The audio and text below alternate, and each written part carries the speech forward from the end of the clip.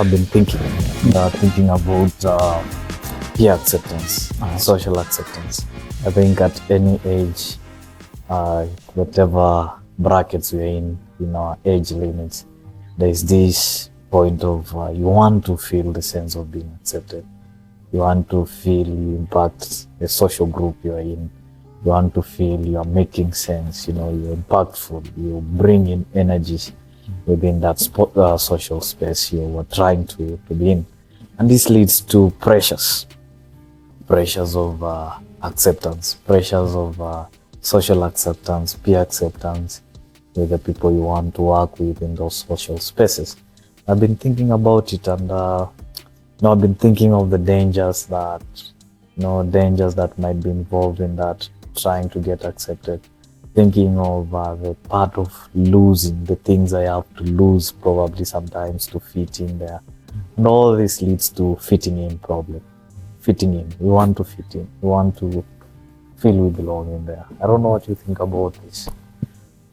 Yeah, sure. We are human beings, and by definition, we are oriented towards a society.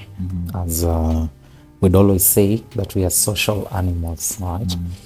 And so being part of a community is something normal to the human nature. But the question comes in, because communities and societies have values. And also we as individuals also have values.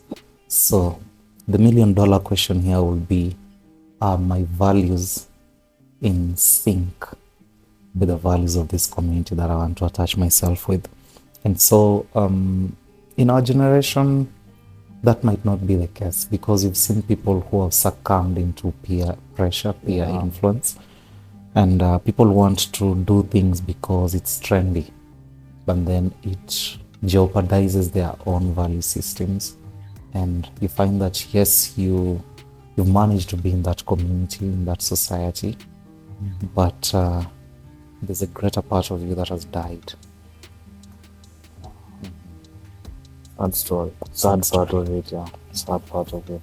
And maybe on the same lines, you realize that the social media circles trying to provide us with lifestyle of celebrities, of people we want to look up to. Maybe there's lots of fakeness in it. You have heard of fake lifestyle. I just recently, a movie was uploaded in Netflix, and it's called Fake Profile, yeah? And it's narrating, it's actually one season, 10 episodes. I think it will be a series.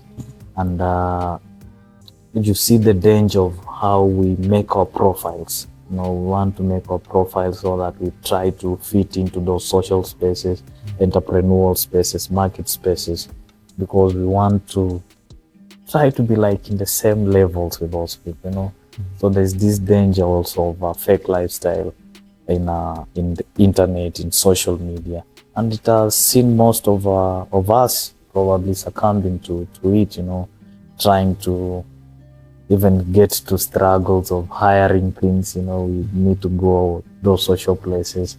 We want to take photos in those cool places, post them, because we are trying to fit in, Maybe the danger of social media and fake lifestyle can be something. Yeah, sure. Social media is a tool, in my own analysis, a tool that can either help you build or help you destroy. But it so happens that for majority of people in our generation, we are not seeing it that way. We are seeing it as a place where we're going to get entertained, and with entertainment comes influence. You've probably heard of the saying, you're what you read or you're what you watch. And so you become what you eat. Yes, you become what you eat. And so if that's our mental diet, then clearly it's going to affect how we view the world. So if you're always seeing stuff on social media about A, B, C, D, it's more likely that we are being nudged towards that direction.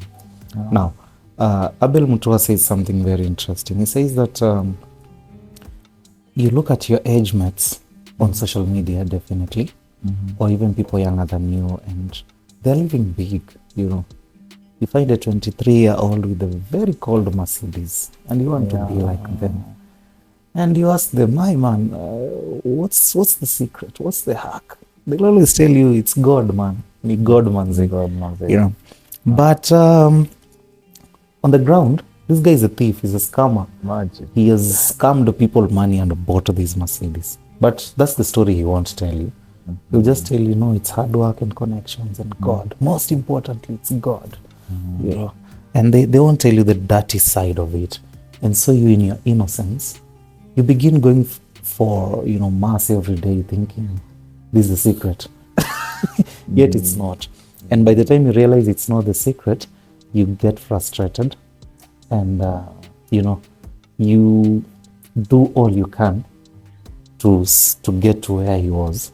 And so you get into dubious means of getting into that lifestyle. Here in Nairobi, we've seen it's difficult these days to whether say to say either this is somebody's house or it's just a rented B&B.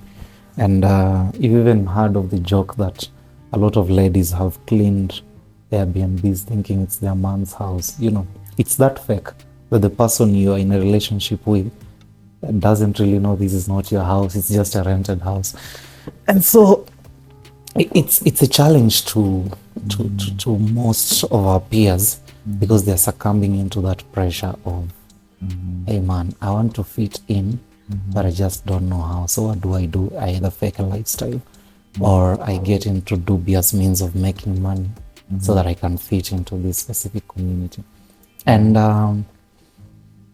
I think the Forex community of Kenya has done a lot of harm to young people. And I say this with all due respect because we have a generation of very young rich people, you know, people who, you know, there is a movie, is it a movie or it was a talk I was listening to? It says there are only 5 ways of making money. Is it 5 or 3? The first is you inherit, right? You get inheritance. The second is you work extremely hard to make it. And the third is that you steal, right? And so I was having a conversation with some wealthy friend of mine, and she was telling me the reason I fear young millionaires is because they haven't understood the mode of operation of money, because there is how money works. So if someone was to drop to you right now, let's say 2 billion Kenyan shillings, and they come back, let's say in 10 years, you'd probably have wasted it because you haven't understood how money operates, okay? And so the Forex community in Kenya, these young people who are making millions at a very young age, and they come to influence other young people that, hey man, look, this thing is possible. Okay, it's possible. Yes, we've made this money. Very few of them have made legit money, all right? And so even those who have made legit money, they need to have some financial literacy. They actually go into courses of financial literacy on how to manage this. Then sasa, there is you who doesn't understand all those dynamics. You see your 26-year-old classmate driving a called Mercedes or Volkswagen or Audi. And you're like, okay, I think I want this. And so you get into frustrating yourself, get into pressure, and quite a sad story. Yeah, you lose it there. And that leads to the problem of thinking of comparison. Is there anything good in comparison? Will you outline, like, there's something about comparison, like of, you know, comparing things, comparing myself with my classmates? I think when it's done well, there's some positive in it. And I'll call it positive comparison in the sense that that positive comparison motivates you to, you know, to pull up your socks. And a case in point will be, I have a circle of friends, maybe 3 or 4 friends, 5 friends, and we share the same value systems, we share the same ambition, we share the same mindset and worldview. So I'll always look up to them to see what they're doing so that I can also do and, you know, maintain that status. And it's purely for purposes of personal development. I'm comparing where I am with where they are so that I can develop myself, all right? Sure. Now, on the other hand, we have what I'll call negative comparison, whereby I'm comparing to see where he is. Then what? Okay? I want to know how much money Jeff is making. Then what? You know, so it brings in stuff of jealousy, it brings in stuff of broken relationships, it brings in elements of, you know, wanting to be better than them, which that's not the point. The point is always to be better than who you were yesterday, not to be better than somebody. No, that has never been the point of personal growth. And so negative comparison brings in that element of wanting to be better than them, you know. Okay, Jeff has bought a new car. It's a Mercedes, let's say, of 2012, all right? Now, I need to buy a Mercedes of 2016. Why? Simply because Jeff has bought a 2012 car. That is wrong comparison. Shine, Because I have no idea why Jeff has bought this car. And I don't even know where he's gotten it from. Maybe it was a gift. Maybe it was a Christmas gift or a birthday gift. But now me, who doesn't understand that, I'll go dig into my finances, waste some 4 million Kenyan shillings, buy that Mercedes. You know, at what point? At what cost? Yeah. So that's the negative part of comparison. Yeah, and there's dangers, most dangers in trying to compare. I think what comparison does makes us feel uncomfortable with who we are, you know, so we are trying to copy lifestyle, copy and paste. We try to even not appreciate the little sense of worth of our abilities and talents and whatever we possess, be grateful for them, and you know, some element of contentment with that probably sometimes is what is lacking to most of us, and that poses a very, very great danger. And I'm thinking of when we are trying to fit into these social spaces, social circles we want to get ourselves in, we're trying to get accepted. You know, I'm trying to think of for how long can we sustain it. So let's imagine, you know, found ways of being accepted in that circle, that clique. You want to appear relevant in that clique, in that space. You know, for how long? Sustenance of my presence in such a stuff. Now, I think once you are, if you mask for purposes of fitting in, that means you are introducing somebody else who's not you. And if you're walking two people, at some point, however long it takes, at some point, one of them will trip the other, and the other will fall. Whether the real you or the fake you, one of them has to fall. All right? Because the value system within is not in synchronization with the value system of that society that you're trying to fit into. And it becomes difficult for one to sustain a fake lifestyle. You know, we've seen people who have, you know, faked a lifestyle for years, sometimes for months. Others are not even that good. They do it for 1 week. They will never tripped over, you know. But at the end of the day, I normally say, you know, you are the first friend you have, and you're supposed to be the best friend you have. So once you're going back to your room at night, at the end of the day, it's you and you. Are you happy? Are you content? Are you peaceful? Yeah. That's why you've realized, you've probably heard of people who, they can't sleep at night. They'd rather, you know, watch a movie up to 3 so that they sleep because of the mental fatigue, not because they want to sleep. Yeah. All right. You've probably seen people who would, you know, take a drink so that it carries them to sleep, because, you know, sleep means you get into a meditative state first before you drift away. Now, in that meditative state, you meet yourself. But now, if you're not okay with yourself, you'll always avoid yourself. So you'd want something to carry you off to sleep. So sustaining a fake lifestyle, in my opinion, hey, it's difficult, because, you know, you always have to be careful. You always have to care. You always have to, you know, tread slowly. But if you're yourself, I mean, life just flows. Yeah. Loud and clear. And this leads to points of we have seen people rise, people have gotten into those social spaces. And some people walk faster than others, some come slowly. and sometimes some will be on the top, you know. And some people have watched a movie, and the guy, when he has rose through the ranks, the guy reaches there and realizes he's on the top alone, you know. And so he feels he has been a failure. He has managed to be on the top, yes, but he's a failure because he reached there alone. And, should the guy go back and take the rest? Why should the guy do?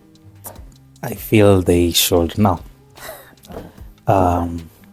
let's get into the basketball world, right? So there's this basketball legend called Kobe Bryant. He played for the Los Angeles Lakers. I think his whole career. Sure. I began with jersey number 8, and then along the lines he shifted to jersey number 24. So he's a legend because apart from being, I think he's a 5-time champion, or 5 or 4-time champion of the National Basketball Association. Yes, he also has a very credible work ethic. He's a guy who believes in, that he calls it a Mamba mentality, some sort of discipline. He believes discipline gets things done. All right. And so that one is not questionable. His work ethic is not questionable. But he has a flaw, like everybody has. You always have that dark spot somewhere. His flaw is that he was very selfish with the ball. He never used to like passing to people the ball. And at some point he was interviewed and asked, "Hey man, we are not doubting your skills in basketball. We're not doubting your hard work, your work ethic and everything. But why can't you pass out the ball?" Imagine. And his answer was quite interesting. He said, "It's not that I'm selfish.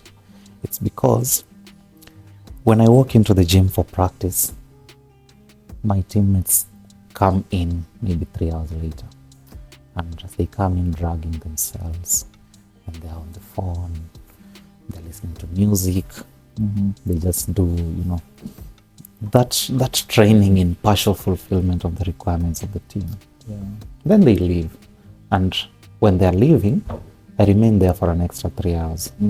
So when it's game day, I'd rather take that last shot rather than pass it out to somebody who have seen how he has worked for that, because clearly I have outworked them. So I'd rather not pass to them the ball, because the level of commitment they have is not the same level of commitment I have." Imagine. And it's quite interesting. Now, speaking about loneliness at the top, I think at some point we work on ourselves so much that we forget to carry along the community that we are in. And understandable and justifiable so, because sometimes the community we are in, the society we are in, that clique we are in, sometimes they don't go along with us, all right? Somebody told me that the reason why some people are normally against you when you share with them their ambitions, because they can't see what you're seeing, and it's quite draining, especially if you're doing a team project that you've seen a goal at the end, and you're trying to communicate this goal to them, and they just can't see for whatever reason, So it becomes difficult, because you'll always be sharing with them strategies and plans, and they'll think you're insane simply because they've not seen what you've seen. Now, I think we have 2 options there. The first option is to leave them and work on it. And the second option is to try the best you can to explain to them that, man, Ebu, sit here, look there, do you see it? And the reason why it's lonely at the top, it's because we've taken the first route. We've said, okay, Jeff, I've shared with you this ambition, this goal, and you're not seeing it. It's fine. This is the point where we give each other a very good handshake, and we part ways. To cut it, yeah.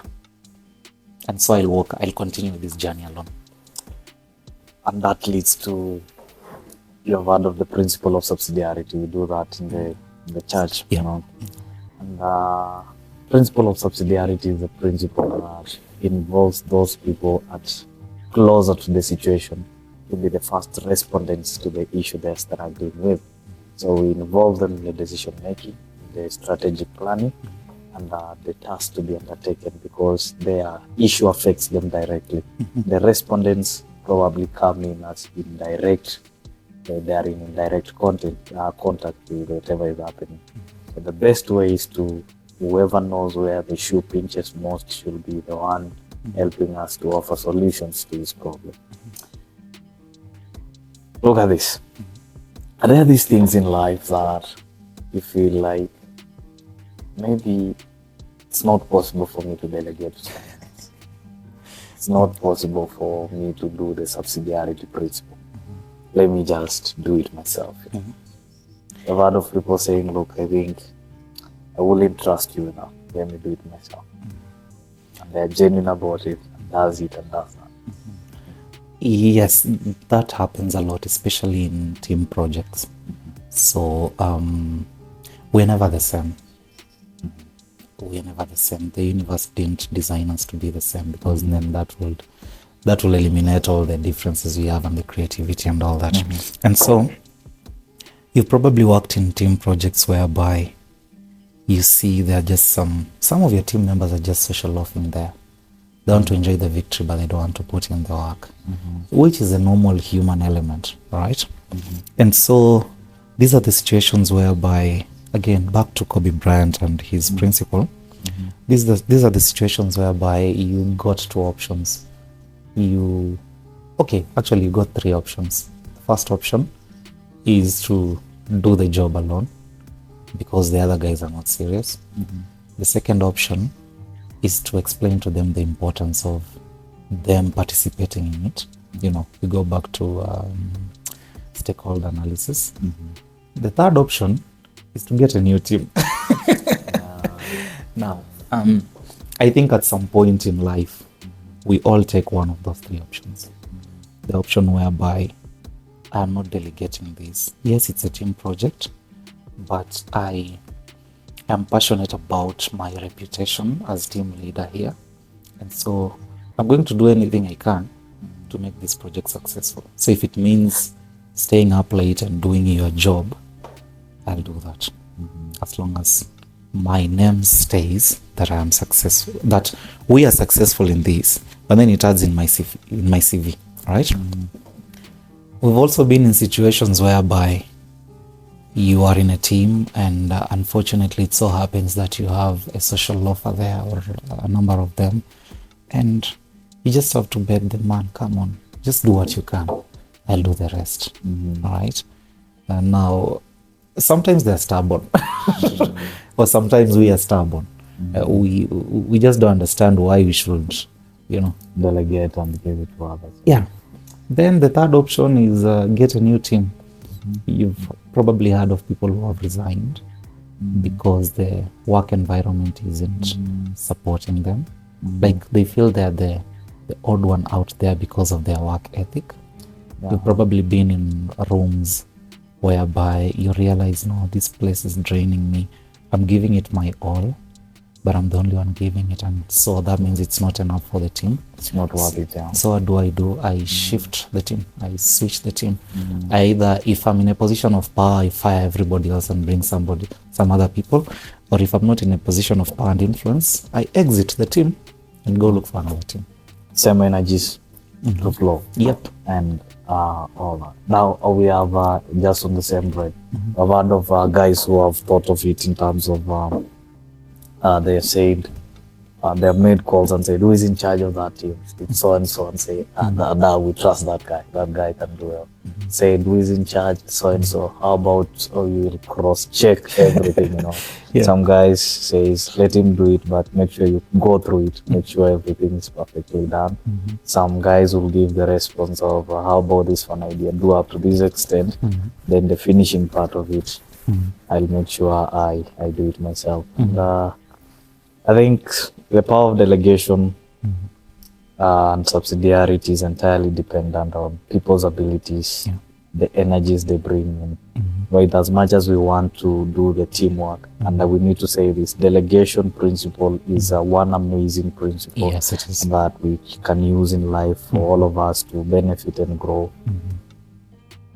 But I am on implicit points of view. I think sometimes we all know that there are things, let me do it myself.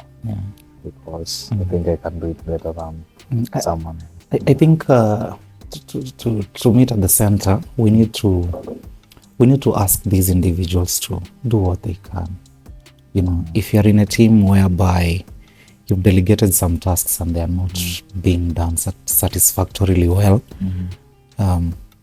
first of all, I believe in awareness. Make them aware that, hey man, so this is the bigger picture of what's happening here. This is what I'm doing. And this is what you're expected to do and you're not doing. Now, you should do this because of A, B, C, D, because this is our project, because this will help you impact yourself and stuff, you know. Have that conversation with them. Then if they are incapacitated, if they're genuinely incapacitated to do what you've delegated to them, just tell them, okay, do what's within your power, do what's within your capacity. Then I'll do the rest, you know, because ownership of a project is important. You've probably heard of back in the day, missionaries who came, built massive churches, big churches. They didn't involve the community. And by the time that missionary was dying or he was going back to Europe, you know, the church started. Yeah, because people didn't own it. He came, he saw, okay, these guys are poor. I have some big guys, benefactors and donors in Europe. Let me go get the money. Now, for the labor, I won't use them because they're used to building houses of mud. Now, I want this church to be built of stone. So what do? Let me import also labor, so that you find a massive structure has been built, but the community was not involved.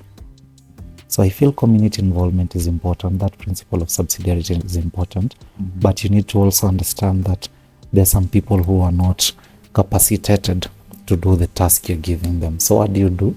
Ask them to do what they can, however little. Loud and clear. I think it can get better than this. And this leads me to think of, you probably have read a sequel to the book, Things Fall Apart by Chinua Achebe, and he writes a book called No Longer at Ease. No Longer at Ease is a book written in with the mindset of 1950s, 1960s. This is the time when we are having young African students going to pursue further education in European countries. And the story is about the boy to Okongo in the Things Fall Apart, and the son. And that son, the Umofian community, the community is called Umofia. They come together, they put their resources together. So the son also and so is going to study, you know, and they will bring the goodies back to the community.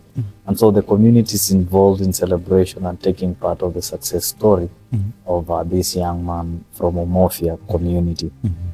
Now, the mindset of that is geared towards when he comes back, the impact and whatever he brings is for the benefit of the entire community. And we know of where he come from. We stay next to Wasingishu. We stay next to our brothers, the Kalenjins.